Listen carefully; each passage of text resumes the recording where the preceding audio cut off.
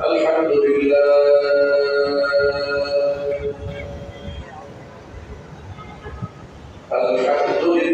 نحمده ونستعينه ونستغفره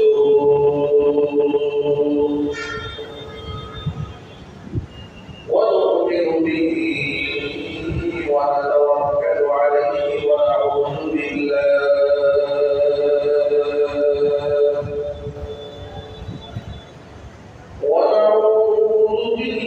من شرور أنفسنا ومن سيئات أعمالنا من يهده الله فلا مضل له ومن يضلله فلا هادي له وأشهد أن لا إله إلا الله وحده لا شريك له ونشهد أن سيدنا ونبينا وحبيبنا وشفيعنا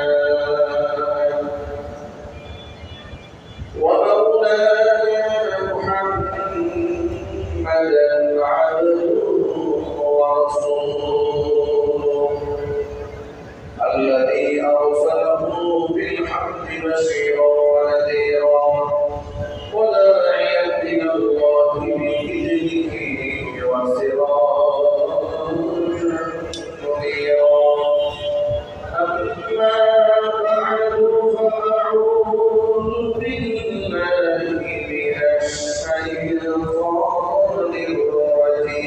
الرجيم بسم الله الرحمن الرحيم إن الله وملائكته يصلون على النبي يا أيها الذين آمنوا صلوا عليه وسلموا تسليما اللهم صل على محمد وعلى آل محمد كما صليت على إبراهيم وعلى إنك حميد مجيد اللهم بارك على محمد وعلى آل محمد كما باركت على إبراهيم وعلى إنك حميد مجيد وقال الله رب العالمين দরবারে আলিশান লাভ করে শুকরিয়া আদায় করছি যে মহান নবী তার মহান জবান নামাজ আদায় করার লক্ষ্যে আমাদেরকে দান করে যথাসময়ে উপস্থিত হওয়ার তৌফিক দান করেছেন হৃদয়ের সবটুকু ভালোবাসা উজাড় করে শ্রদ্ধা জড়িত কণ্ঠে মহান নবীর শেখানো ভাষায় সর্বদা বলছি জবান ছেড়ে দিয়ে সকলে একযোগে বলছি আলহামদুলিল্লাহ ربنا لك الحمد حمدا كثيرا طيبا مباركا فيه يا ربي لك الحمد كما ينبغي لجلال وجهك وعظيم سلطانك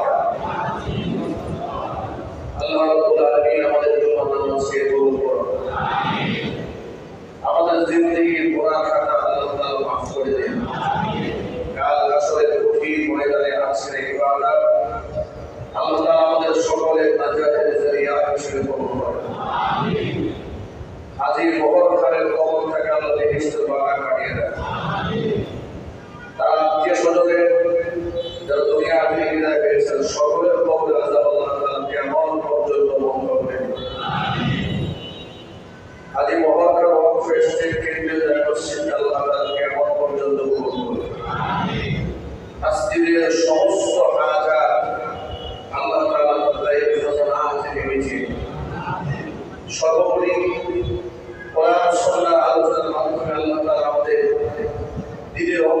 থেকে দূর করে কোরআনের নূর আল্লাহ পাক আলোকিত করে দেন।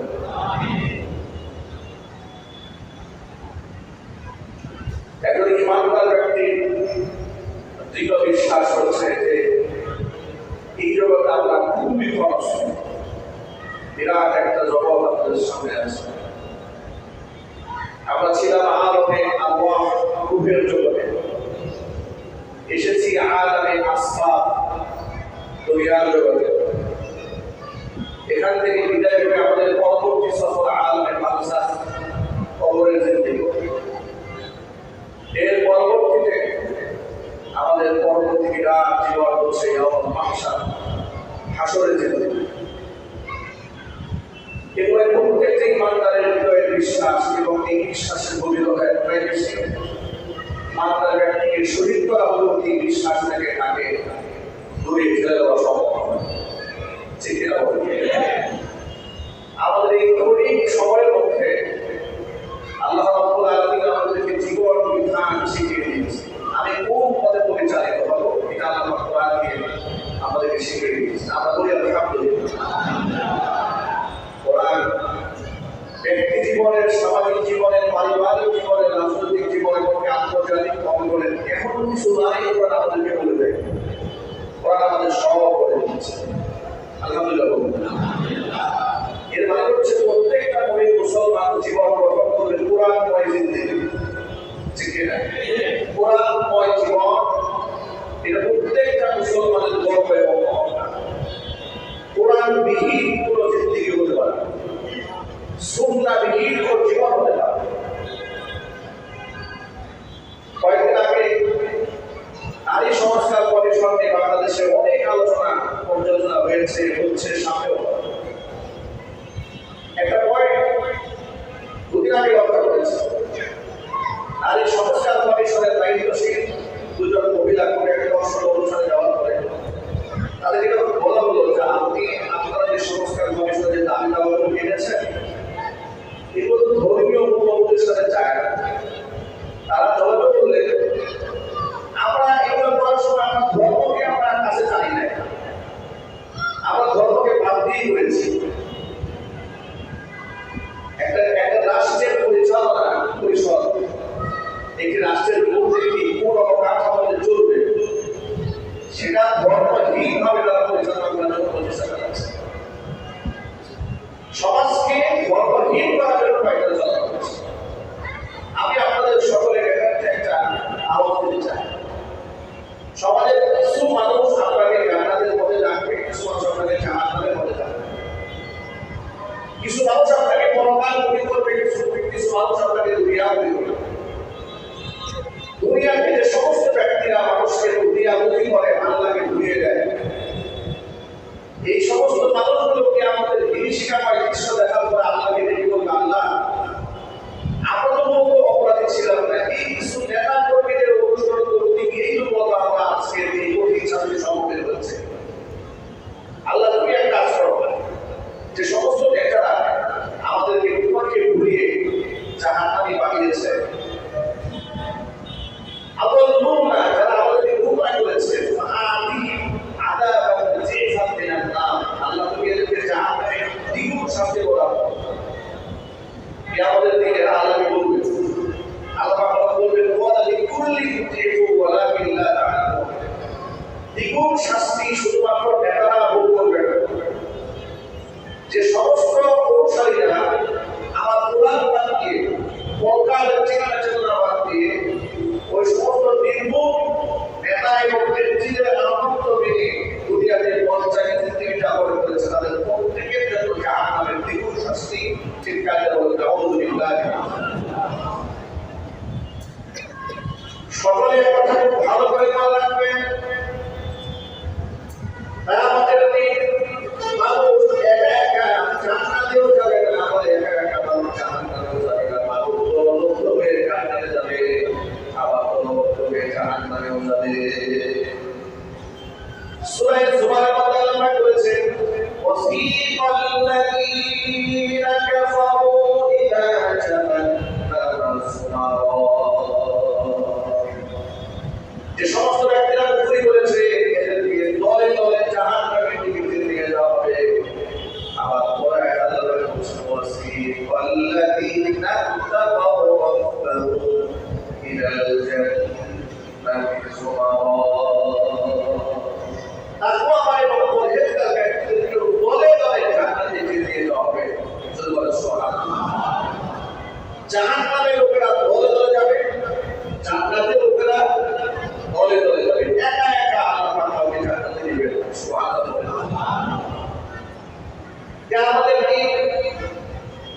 ইমানদারদের কাছ থেকে বেঈমান কাফেরদেরকে আল্লাহ পাক তখন আলাদা করে দিবেন। সূরা ইয়াসিনের মধ্যে আল্লাহ সতর্ক করেছেন, আল্লাহ পাক বলেন ওয়াতাযুল ইয়াউমা আইয়ুহাল মুজরিমুন।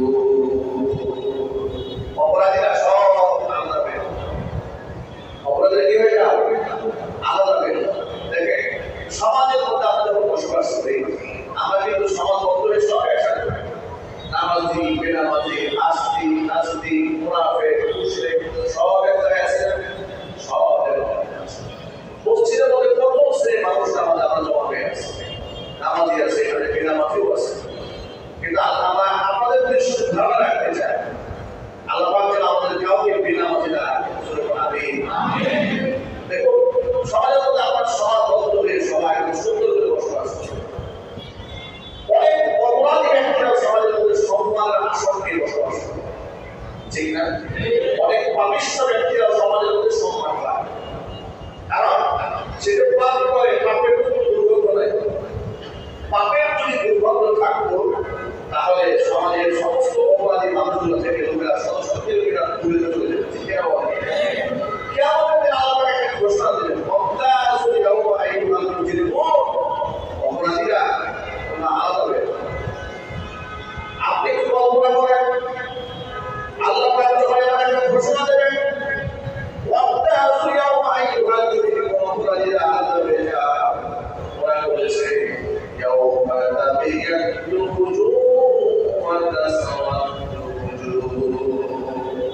সেদিন অসংখ্য মানুষের চেহারা হাস্যরঞ্জন হয়ে যাবে, সুন্দর হয়ে যাবে কিছু মানুষের চেহারা, আবার অসংখ্য মানুষের চেহারা হয়ে যাবে। আল্লাহ পথের পথিক যারা তাদের চেহারা হবে সুন্দর হাস্যরঞ্জন, আর যারা আল্লাহ পথের পথিক ছিল না কিয়ামতের দিন তাদের চেহারা হবে কুৎসিত পটপটি অসময় কালো। নাউযুবিল্লাহ, কুৎসিত কালো রূপ ধারণ। এখান থেকে আমাদের বুঝাতে চাইলাম কিয়ামতের দিন আল্লাহ দল ভাগ করে ফেলবেন। কি করে ভাগ করবে? দল ভাগ করে ফেলবেন। অপরাধীদের একটা কাতার আলাদা হয়ে যাবে, মুত্তাকিদের কাতার আলাদা বানায় দেবে। অপরাধীরা লজ্জায় মাথায় এমন করবে তারা কেউ মুখ তুলে চাইতে সাহস পাবে না।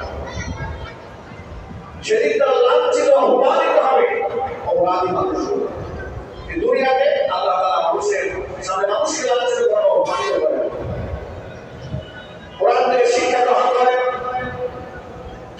তাহলে বোঝা গেল এই দুনিয়াতে মানুষের সম্ভবত বসবাস করলে দুনিয়ার মধ্যে তিনি নেককার মক্কার মানুষগুলোকে আল্লাহ তাআলা একা করে ফেলবেন না, আমাদেরকে আল্লাহ বাছাই করে ফেলবেন। আল্লাহ পাক সেই কঠিন পয়গা আমাদেরকে নেককার বান্দাদের মধ্যে শামিল করে পারি। নেককারের বান্দাদের মধ্যে শামিল হতে গেলে নেককার মানুষের সাথে চলতে হবে, সব নেতৃত্ব গ্রহণ করতে হবে, নেককার ইমানদার নেতার আনুগত্য করতে হবে। বেঈমান মুনাফিক ফাসিক ফুজ্জার পাপিষ্ঠ বেনামাজি এবং নেতার নেতৃত্ব মানা যাবে না, আনুগত্য করা যাবে না, তার হুকুম মান্য করা যাবে না। বাংলাদেশে যেমন নেতা আছে মুসলমানের ঘরে জন্ম হয়েছে, মসজিদে আযান হচ্ছে, মাইকে ভাষণ চলতেছে, আমাদের জন্য নিজেও মুসলিম গ্রহণ করে না, তার কর্মীদের কেউ আমাদের কথা বলে না। কথায় কথায় বলে আমরা ধর্মীয় রাজনীতি পছন্দ করি। যদি আমাদের কথা বলি তাহলে ধর্মীয় রাজনীতি পছন্দ করে, মৌলবাদী পছন্দ করি। নামাজ তো আমার অস্তিত্বের সাথে সম্পর্ক, ঠিক কিনা বলেন? আমি মুসলমানের পরিচয় তো নামাজ। সুতরাং আপনি কার সাথে উঠা বসা করবেন এই সিদ্ধান্ত আপনাকে দুনিয়াতে করে নিতে হবে। আর কিয়ামতের দিন আল্লাহ তাআলা আপনাকে কিভাবে সহদান পাই, কি সহদান করবেন? আপনার নেতা সহ আল্লাহ পাক আপনাকে দান করেন। এখন আমি আপনাদেরকে ছোট্ট একটা প্রশ্ন করি,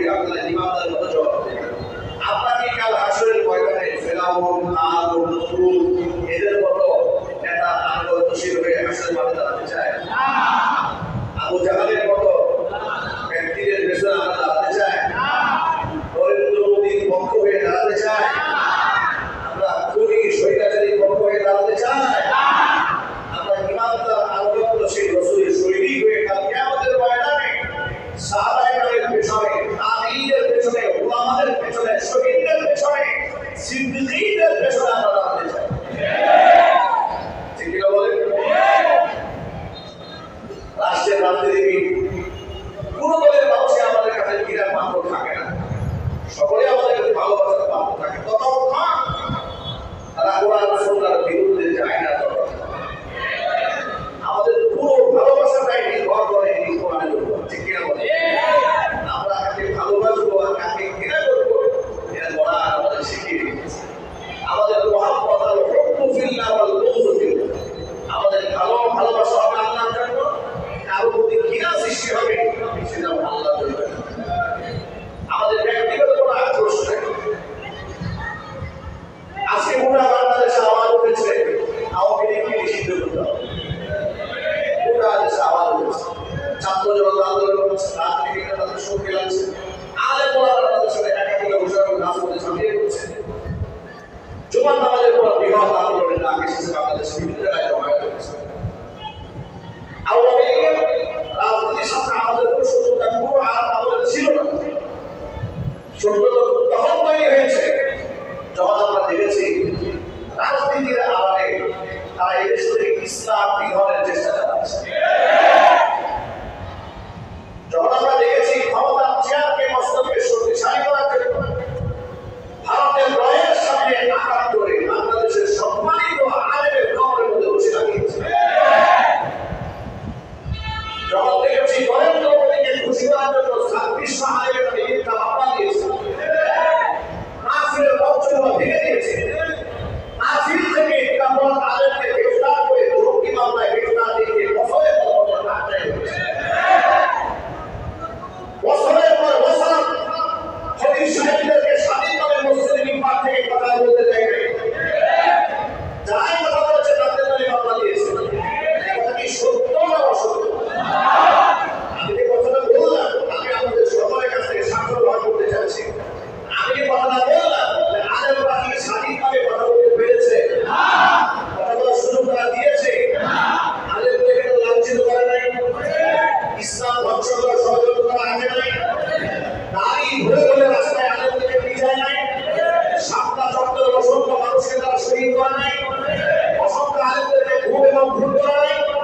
রাজনীতির আড়ালে যারা খুন করে আলেমদেরকে জেলখানায় ভর্তি করে জঙ্গিরা এবং সাজিয়ে তাদের উপর অমানবিক নির্যাতন চালায়, মানসিক নির্যাতন চালায়, তারা রাজনৈতিক দল হিসেবে বাংলার মাটিতে রাজনীতি করতে পারবে না। এরা শুধুমাত্র ওই ছাত্র জনতার দাবি নয়, এটা পুরো বাংলাদেশের আন্দোলন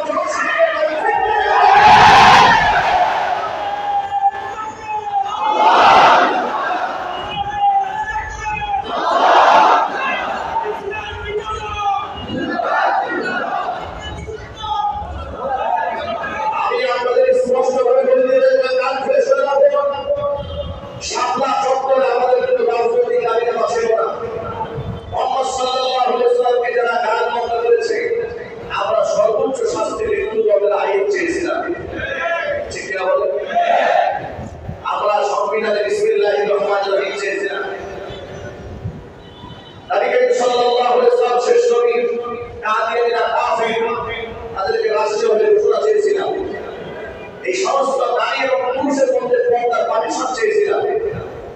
আমরা এই সমস্ত দাবি দেওয়ার করার কারণে আমাদের বেটারা কুকুরের মতো ঘুরে ফিরে আকারে বেড়েছে, লালগুলো আমাকে ঘুম করে ফেলেছে, ঘুম করে ফেলেছে। এগুলো চোখের সামনে দেখা করে যে মুসলমান তাদের পক্ষে কথা বলে আল্লাহর ভাষা ওদের ভাষা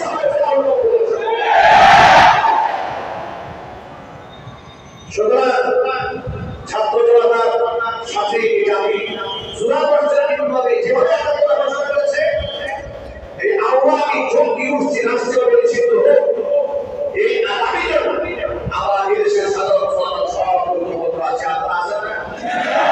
আপনারা শুধু হাতে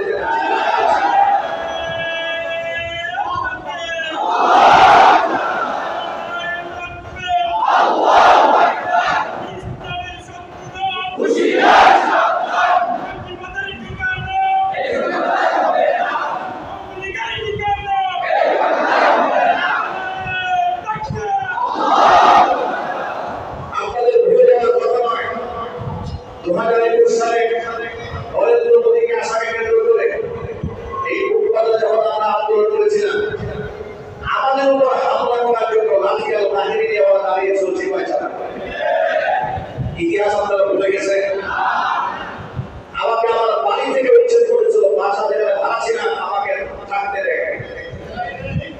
4টা বছর রূপবাজার কেন্দ্রীয় মসজিদে ওরা আমাকে ঢুকতে দেয়। ইতিহাস আমরা ভুলে যাই। কেউ কেউ দেখি সাবেক মেয়র জাহাঙ্গীর সাহেবের সাথে আমার দুই একটা ছবি দেখে ফেসবুকে খুব সরগরম করে আওয়ামী লীগের সাথে তার বিরাট সম্পর্ক আছে। ব্যক্তি জাহাঙ্গীরের সাথে গাজীপুরের আপামর জনসাধারণ এমনকি আলেমুলামা সকলে ভালো সম্পর্ক আছে। কারণ তিনি আওয়ামী লীগ করলেও আলেমদের স্বার্থ হাসিলের জন্য কাজ করেছেন বিধায় আলেমরা তাকে মহব্বত করেছে। আমার সাথে তার সম্পর্ক ছিল ব্যক্তিগত, রাজনৈতিক কোনো সম্পর্ক ছিল না। বিগত 16 বছরের ইতিহাসে এই আওয়ামী লীগ কিংবা আওয়ামী লীগের দূষণ এদের রাজনৈতিক কোনো প্রোগ্রামে আমাকে দেখেছেন একটা রেকর্ড দেখাতে পারবেন? আমি এদের পক্ষে ভোট চেয়েছি দেখাতে পারবেন? অথচ যারা এই সোভিনিয়া গোলাবাজি করে এরা একইভাবে তাদের দলের নেতাকর্মীদেরকে মোটামুটি 4টা জুল ফেরদাউস পৌঁছে দিয়েছে। শরীয়তে হাসিনাকে বেহেশতে তাওয়ান বানিয়ে দিয়েছে। এগুলা করে গোলাবাজিদের লাশ স্বীকার করার কোনো সুযোগ নাই।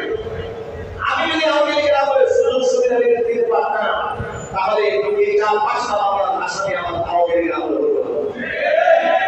আমাকে পশ্চিম ছাড়তে হতো না, আমাকে বাড়ি ছাড়তে হতো না, আমাকে বছরের পর বছর কোর্টের বারান্দায় গিয়ে হাজিরা দিতে হতো না যদি আমি আওয়ামী লীগের পক্ষে থাকতাম। আওয়ামী লীগের সেন্ট্রাল পর্যন্ত জানে ওটা বাংলাদেশের আওয়ামী জাহিলিয়াতের বিরুদ্ধে ছিল। বছর লক্ষ টাকা আত্মহীন আমাদের কথা হয় না। সুতরাং আমাদের মহব্বত হবে আল্লাহর জন্য, ঘৃণা হবে আল্লাহর জন্য। ঠিক আছে তো বলে এবার আপনারা বলে আলেমদেরকে হত্যা করার পরে আলেমদের কাছে ক্ষমা চেয়েছে, ওদের বিচার বাংলাদেশে হয়েছে, ফরিদের বিচার হবে না, আমার কোনো মুসলমানকে উম্মাহ ইতিহাস বানায় না দুর্গাবাদের বাংলা সাজিয়ে ট্রাইব্যুনাল বানিয়ে দেশের সিরিয়াল করে জামাতের বড় বড় আলেম ওলামা নেতাকর্মীদের হত্যা করেছেন।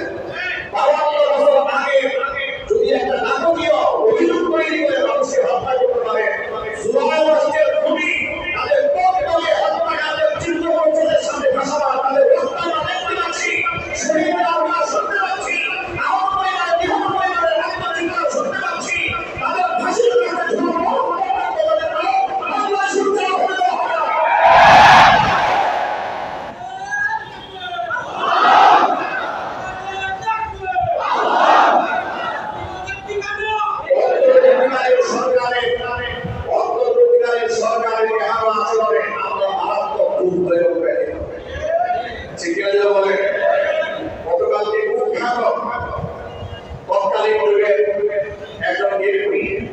স্পিকার রাষ্ট্রপতি আব্দুল হামিদ